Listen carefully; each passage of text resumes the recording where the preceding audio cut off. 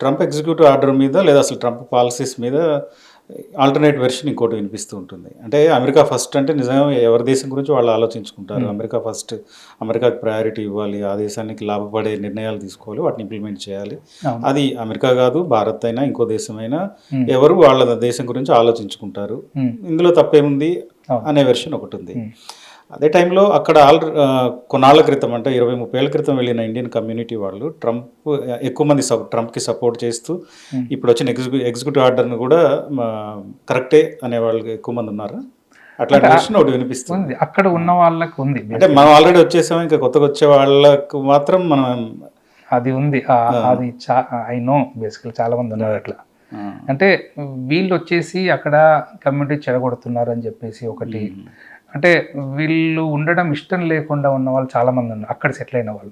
30 years నుంచి ఉన్నవాళ్ళు బేసికల్‌గా ఈ గుజరాతీసు, పంజాబీసు, ఓకే. కొంతమంది మన తెలుగు వాళ్ళు కూడా హుహు. బేసికల్‌గా.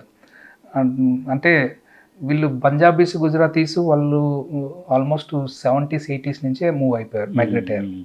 అసైలం మీద గాని, దాని మీద గాని హ్మ్. అప్పుడు మూవ్ అయిపోయారు. సో, వాళ్ళంతా బిజినెస్‌లో ఉన్నారు.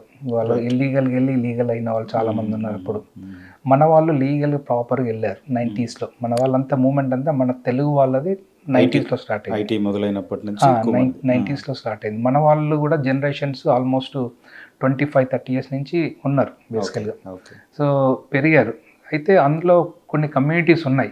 దే ఆర్ హ్మ్. వాళ్ళకేంటంటే ఇప్పుడు లాస్ట్ 5, 10 ఇయర్స్ నుంచి వచ్చి విపరీతంగా వచ్చేసేసి కాంపిటీషన్ ఒకటి, ఇంకోటేమో సొసైటీని కొద్దిగా ఇది చేస్తున్నారు, డిస్ట్రాయ్ చేస్తున్నారు. హుహు. సో, అంటే వస్తున్నాయిలే కొన్ని క్యాస్టిజం, రిలీజియసిజం అవును. అవును. ఇవన్నీ అవును. వస్తున్నాయి. అవును. ఇవి నచ్చక they are also basically supporting Trump in హుహు. That angle. ఓకే. అది ఉంది బేసికల్‌గా. నేను చూసాను. నాకు తెలుసు కూడా అది బేసిక్‌గా అవుతున్నాయి ఓకే. బేసికల్‌గా. సో, ఆ కమ్యూనిటీ ఉంది కానీ అంత మేజర్ కమ్యూనిటీ కాదు అది. చిన్న కమ్యూనిటీ, తక్కువ కమ్యూనిటీ ఉంది బేసికల్‌గా. Okay. So, the people are there.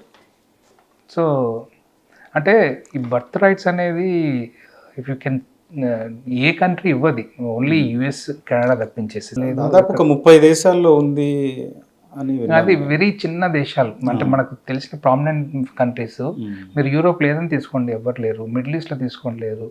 Malaysia, Singapore ఏవైనా హ్మ్. తీసుకోండి హ్మ్. లేరు. ఆఫ్రికన్ కంట్రీస్‌లో కొన్ని కంట్రీస్ అవి ఇవి చాలా ఉన్నాయి. హ్మ్. వెరీ స్మాల్ కంట్రీస్ ఉండుంటాయి కావచ్చు. ఓకే. అంటే మేజర్ కంట్రీస్‌లో చూసుకుంటే కెనడా, యూఎస్ ఒకటే వాళ్ళు బై బర్త్ సిటిజన్‌షిప్ ఇస్తున్నారు. హ్మ్. వాళ్ళు అమెండ్మెంట్ ఎప్పుడో స్టార్ట్ చేశారు. యాహ్! ఓకే. యాహ్! ఈ సిటిజన్‌షిప్ ఎగ్జిక్యూటివ్ ఆర్డర్ కాకుండా స్టూడెంట్స్ సంబంధించి కూడా వాళ్ళ వీసా ఎక్స్‌టెన్షన్‌కి సంబంధించి కొన్ని నిర్ణయాలు తీసుకున్నాడు ట్రంప్. వాటి ఇంపాక్ట్ ఎట్లా ఉండబోతోంది? యాహ్! డెఫినెట్‌గా ఉంటుంది. అది ఇంకా ఎగ్జిక్యూట్ కాలేదు. అది సైన్ చేయలేదు. But they are working on it very seriously. Okay. F one మీద ఎళ్ళిన వాళ్ళు వాళ్ళ గ్రాడ్యుయేషన్ అయిపోయిన తర్వాత they'll have like 3 years of OPT ఉంటుంది. Uh huh. So, first 1 year by default apply చేయగానే ఫస్ట్ 1 ఇయర్ వస్తుంది. ఓకే. 1 ఇయర్ తర్వాత they have to apply for the STEM visa. Uh huh. అది 2 ఇయర్స్ ఉంటుంది బేసికల్‌గా. హుహు. సో, 1 ఇయర్ తర్వాత ఎక్స్టెండెడ్ 2 ఇయర్స్ స్టెమ్ వీసా అని ఉంటుంది బేసికల్లీ. ఓకే. అది అంటే ఓవరాల్‌గా 3 ఇయర్స్ ఉంటుంది. అంటే ఈ 3 ఇయర్స్ డ్యూరేషన్‌లో వాళ్ళు హెచ్1 అప్లై చేయాల్సిన అవసరం లేదు. హుహు. అంటే ఓపీటీ వర్క్ పర్మిట్ ఏందంటే it's a free to work for any company. హుహు. హెచ్1 అంటే you have to stick with that company. ఎవరైతే స్పాన్సర్ చేస్తారో వాళ్ళకే ఎవరు చేయాలి. హెచ్-1 ఇస్తే వాళ్ళకే పని చేయాలి. వాళ్ళు చేయాలి. ఓకే. ఓపీటీ అడ్వాంటేజ్ ఏంటంటే నువ్వు ఈ మంత్ ఈ కంపెనీ చెయ్యి, వేరే మంత్ చెయ్యి, మల్టిపుల్ జాబ్స్ చెయ్యి, ఏదన్నా అచ్చా! చెయ్యి. You moon don't lighting have కూడా యాక్సెప్టబుల్. ఓకే. ఎనీథింగ్. యాహ్! హ్మ్. మూన్ లైటింగ్ అనేది ఇట్స్ నాట్ ఇల్లీగల్. ఇల్లీగల్ కాదు. అది ఓకే. లీగలే. హ్మ్. బట్ వాళ్ళకేందంటే ఫ్రీడమ్ ఉంటుంది. హ్మ్. ఇప్పుడేమవుతుందంటే what they are thinking is ఈ స్టెమ్ వీసాని తీసేద్దామని. హుహు. అంటే 1 ఇయర్ లోపే నువ్వు హెచ్1 అప్లై చేసుకోవాలి. హెచ్1 రావాలి. లేపోతే you will come back. Okay. ఇల్లీగల్‌గా అయిపోతావు ఓహో! బేసికల్‌గా. So, otherwise you have to go for higher degree ఏదో ఓకే. చేస్తుంటారు సో, బేసికల్‌గా. స్టూడెంట్స్ ఐదర్ ఇంకో కోర్స్‌లో కన్నా వెళ్ళాలి లేదా హెచ్-1 హ్మ్. వచ్చేస్తే ఇబ్బంది లేదు. లేదంటే యాహ్! వెనక్కొచ్చేయాల్సి యెస్. ఉంటుంది. యెస్. ఓకే. ఎందుకంటే అది కూడా కాంపిటీషన్ అయిపోయింది. హ్మ్. 10,000 ఉంటాయి వాళ్ళకి. ఓకే. అది కూడా కానీ చాలా లక్షల్లో మంది. ఎళ్తుంటారు కదండీ మన దగ్గర చాలా నుంచి. మంది ఆ! అదే. అది కూడా వాళ్ళకి కూడా అదే ప్రాబ్లమ్. హ్మ్. సేమ్. సో, వాళ్ళకి కూడా లాటరీ సిస్టమ్ ఇవన్నీ ఉంటాయి. హుహు. లాటరీ సిస్టమ్ పికింగ్ ఇవన్నీ ఉంటాయి. అయితే చాలా స్ట్రెస్ ఉండబోతుంది అయితే అక్కడ ఆ! స్టూడెంట్స్‌కి. ఆ! వాళ్ళకు డెఫినెట్‌గా ఉంటుందది. సో, హుహు. అది మోస్ట్ లైక్లీ అవుతది అన్నట్టే ఉంది. 1 మంత్ కానీ ఒక వీళ్ళు 2 ఇంత మంత్స్. లక్షల లక్షల ఫీజులు కట్టుకొని ఎళ్తుంటారు గదండీ! అది యూఎస్ ఎకానమీకి ఉపయోగమే. అంటే బేసికల్‌గా ఏమవుతుందంటే 1 ఇయర్ ఉంటుంది కదా. మ్మ్. సో వాట్ దేవర్ సేయింగ్ నీకు 1 ఇయర్ ఉంది, నీకు జాబ్ వచ్చింది, యూ అప్లై ఫర్ H1 చేసుకొని కంటిన్యూ చేయండి అంటున్నారు. వాళ్ళని రెస్ట్రిక్ట్ చేయడానికే వీడు చేస్తున్నాడు మళ్ళీ ఓకే. స్టెమ్ వీసాని కట్ చేయడానికి చేస్తున్నాడు. అప్పుడు అంటే బేసిక్గా జాబ్ లేని వాళ్ళకు చాలా కష్టం అవుతుంది. మ్మ్. జాబ్ ఉన్న వాళ్ళకి మ్, కూడా కష్టమే, ఎందుకంటే అది H1 it goes under quota. Okay. Quota కింద వెళ్తుంది. So many people are apply, every year apply చేస్తూనే ఉంటారు కదా బేసికల్గా. ఇప్పుడు H1 మీద F1 మీద పోయిన వాళ్ళు చాలా మంది ఉన్నారు. So many people are there. Hmm. So వీళ్ళందరూ కని చేస్తే 10,000 ఇస్ నథింగ్. ఓకే. కాబట్టి అది కూడా one of the major problems అవుతాయి స్టూడెంట్స్కి పర్టికులర్గా. సో అది కాస్త కట్ చేస్తాను. ఇంకా 3 years is a good enough period for them to get the H1. Okay. So 1 year అనేది కష్టం అవుతుంది ఈ ఉన్న సిచ్యువేషన్లో. మ్మ్. సో అది కూడా ఇట్స్ ఎ బిగ్ ప్రాబ్లం అవుతుంది. ఇంకా సైన్ కాలేదు, అది మోస్ట్ లైక్లీ అది ఎగ్జిక్యూటివ్ ఆర్డర్ తయారవుతుంది. So they are working on it. Okay. చూడాలి అది ఎంతవరకు అవుతుందో. సో ఈ 4 ఏళ్ళు ట్రంప్ ఉన్నంతకాలం అవును. అటు స్టూడెంట్స్, ఇటు వీసాల మీద ఉన్నవాళ్ళు, ఇటు విజిటర్స్, Hmm. ఏ రకంగా చూసినా బయట నుంచి వెళ్ళే వాళ్ళకి ఎంతో కొంత రెస్ట్రిక్షన్స్, సమస్యలు ఉంటాయి. ఎస్ ఎస్ ఆల్రెడీ అక్కడ ఇల్లీగల్గా ఉన్న వాళ్ళకైతే ఇబ్బంది ఉన్నట్టే, వాళ్ళని వెనక్కి పంపే ఛాన్స్ ఉంటుంది. Yes yes yes yes plus అదే టైంలో మళ్ళీ వాళ్ళకి పిల్లలు పుడితే వాళ్ళకి సిటిజన్షిప్ రాదు. అవును. ఎస్ సో ఈ 4 ఏళ్ల పాటు ఒక టఫ్ టైం ఉండబోతుంది. చాలా చాలా ఓకే. అదొకటి. అంటే అది సైన్ కాలే కాబట్టి అంత టాక్ రావట్లే కానీ, but that is in top priority లిస్ట్లో ఉంది. ఓకే. అది ఆయన ఎలక్షన్ కాకముందు నుంచి ఆ డిస్కషన్స్ అవుతున్నాయి. ఇప్పుడు పీపుల్ ఆర్ వర్కింగ్. కానీ ట్రంప్ ఒకటి చెప్పాడండి, స్టూడెంట్స్కి వాళ్ళ కోర్స్ అయిపోయిన వెంటనే గ్రీన్ కార్డ్ ఇస్తానని, అట్లాంటిది ఏదో ఒక స్టేట్మెంట్ ఎలక్షన్కి ముందు ఇచ్చాడు. ఇప్పుడైతే ఆ టాక్ లేదు మళ్ళీ తర్వాత. అసలు ఇవ్వనంటున్నాడు లేదా? అంటే ఇస్తే చాలా మంచిది. అంటే అక్కడ MSI F1 రాగానే గ్రీన్ కార్డ్ వచ్చిందంటే నథింగ్ లైక్ దట్.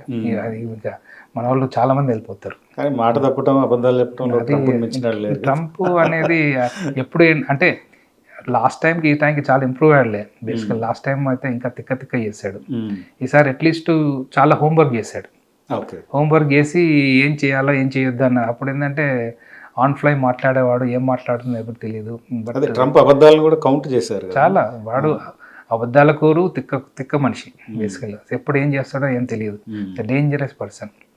సో అంటే వాడు అంటాడు ఈజ్ పెట్రాటిక్, 1 కంట్రీస్కి సేఫ్ గార్డింగ్ చేస్తున్నాను, వాళ్ళకు జాబ్స్ ఇవ్వాలని ఇవన్నీ చేస్తున్నా అంటాడు. కానీ బట్ సో వాళ్ళ ద కంట్రీ ఈజ్ బిలాంగ్, ఆ కంట్రీ ఎట్లా ఫామ్ అయింది? బయట కంట్రీస్తోనే, బయట పీపుల్తోనే ఫామ్ అయింది. మొత్తం 1 people ఎవరున్నారు? ఎవరు లేరు. రెడ్ ఇండియన్స్ 30 లక్షల లోపే ఉన్నారు. Yeah, వాళ్ళ నేటివ్ ఇండియన్స్ ఎవరు లేరు. That country America is form by other European countries. అంత బయట వాళ్ళే. ఈవెన్ ట్రంప్ ఫాదర్ జర్మనీ నుంచి వచ్చిన వాళ్ళు, మదర్ స్కాటిష్. అందరు బయట వాళ్ళే. రైట్. రైట్. ఎవడు కంట్రీలో ఉన్నాడు కాదు బేసికలీ. వాడు నేను ఇప్పుడు చేస్తానంటే అది ఇట్స్ నాట్ రైట్ బేసికల్గా. So it's land of everybody. అది సో ఎవ్రీబడికి అందరికీ హక్కులు ఉంటాయి, చేయాలి బేసికల్గా. అట్లనే ఫామ్ అయింది యునైటెడ్ కానీ స్టేట్స్. యూరోప్ నుంచి వచ్చే వాళ్ళకు ఇట్లాంటి రెస్ట్రిక్షన్స్ లేకుండా కాస్త ఈజీగా ఉంటుందేమో ప్రాసెస్. అండ్ ప్రాసెస్ ఏం లేదు బేసికల్గా. H1లో వాళ్ళ కోటాస్ ఉంటాయి. ఎవ్రీ కంట్రీకి కోటా ఉంటుంది. ఓకే. అందుకని వాళ్ళకి ఈజీగా వచ్చేస్తుంది. సో వాళ్ళకు గ్రీన్ కార్డ్ కూడా కోటా ఉంటుంది, వాళ్ళకి ఈజీగా వచ్చేస్తుంది. సో వాళ్ళు ఎక్కువ అప్లై చేసుకోరు. సో మెజారిటీ 95% ఆఫ్ కోటా మనం తీసేసుకుంటున్నాం. వాడు యూజ్ చేసుకొని అంతా మనం యూజ్ చేస్తున్నాం బేసికల్గా. అందుకనే మనకు ప్రాబ్లం అవుతుంది. ఓకే. సో వాడు చేసే వాళ్ళే, వాళ్ళకి కోటా ఉంటుంది, మినిమం కోటా ఉంది, అది కూడా యూటిలైజ్ చేసుకోరు వాళ్ళు. అందుకని మన గ్రీన్ కార్డ్ కానీ వాళ్ళ దేశంలో కూడా కంఫర్ట్గా ఉంటుంది కాబట్టి, ఆపర్చునిటీస్ ఉంటాయి కాబట్టి అక్కడే ఉండే వానికి చాలా ఫాస్ట్గా వచ్చేస్తుంది. గ్రీన్ కార్డ్ కానీ H1 కానీ ఏదైనా కానీ ఈజీగా వచ్చేస్తుంది బేసికల్. సో వాళ్ళకి ప్రాబ్లం లేదు బేసికల్గా. సో ప్రాబ్లం వల్ల మనకు అందరిలాగానే మనకు కోటా ఉంటుంది. H1కి కోటా ఉంటుంది, అందరి కోటా ఉంటుంది. సో వాళ్ళు యూజ్ చేయలేదు కాబట్టి మనం వాళ్ళని వాళ్ళది యూజ్ చేస్తున్నాం బేసికలీ. ఓకే. ఎందుకంటే అది వేస్ట్ అయిపోతుంది కదా. అందుకని they will use the other remaining pending వేరే ఉంటాయి కదా, ఆ కూడా యూజ్ చేస్తారు బేసికలీ. ఓకే. సో ఇప్పుడు ట్రంప్ ఎట్లాగో విజిటర్స్, స్టూడెంట్స్, ఎంప్లాయీస్ వీళ్ళందరి మీద ఏదో రకమైన రెస్ట్రిక్షన్ ఉంది. దీంతోపాటు స్పౌస్ వీసా H4తో వెళ్ళే వాళ్ళకు కూడా ఏమైనా ఎఫెక్ట్ అవుతుందా? అంటే వాళ్ళకి వర్క్ పర్మిట్ ఉంటుందా? దాని ఏం జరగబోతుంది? H4 స్పౌస్ వీసా అని ఉంటుంది. So anybody who goes to US on a work permit H1 visa మీద వాళ్ళ స్పౌస్కి డిపెండెంట్స్కి H4 అని ఇస్తారు. ఓకే. H4 మీద వెళ్ళిన వాళ్ళు వర్క్ చేయడానికి లేదు. బట్ లాస్ట్ గవర్నమెంట్లో దానికి వాళ్ళకి వర్క్ పర్మిట్ ఇచ్చారు. So that like spouse can also work. Okay. So they can work freely for any company. So H1తో సంబంధం లేదు. ఓకే. సో అది ఇంట్రొడ్యూస్ చేసిన తర్వాత మన దగ్గర మన ఇండియన్స్ పర్టికులర్ తెలుగు వాళ్ళు వెళ్ళిన వాళ్ళు spouses 1 lakh people the got the jobs. Okay. 1 lakh people. ఇప్పుడు వాడు ఏమంటున్నాడంటే ఈ spouse H4 visa work permit తీసేస్తుంటున్నాడు. ఓహో. తీసేస్తే ఏమంటే దే కెనాట్ వర్క్. ఇప్పుడు 1 lakh people spouse either wife or husband who went on H4 visa dependent visa the who are working, so they lose the jobs. Okay. చాలా impact అది పెద్ద impact ఉంటుంది. లక్షల families all close to approximate 1 lakh people ఉన్నారని చెప్తున్నారు. మన తెలుగు వాళ్ళే almost 70,000-80,000 ఉన్నారని చెప్తున్నారు బేసికల్గా. అది కూడా ఒక పెద్ద ఇంపాక్ట్ అవుతుంది. సో దట్ సంథింగ్ దట్ ఈ రెండు చాలా క్లోజ్గా వర్కౌట్ చేస్తున్నారు. జాబ్ చేయనివ్వడు, పుట్టిన పిల్లలకి సిటిజన్షిప్ ఇవ్వడు, అసలు వీసాలకి రిస్ట్రిక్షన్, గ్రీన్ కార్డ్ ఇవ్వడానికి డిలే. అవును, తిక్క మనిషి అంతా.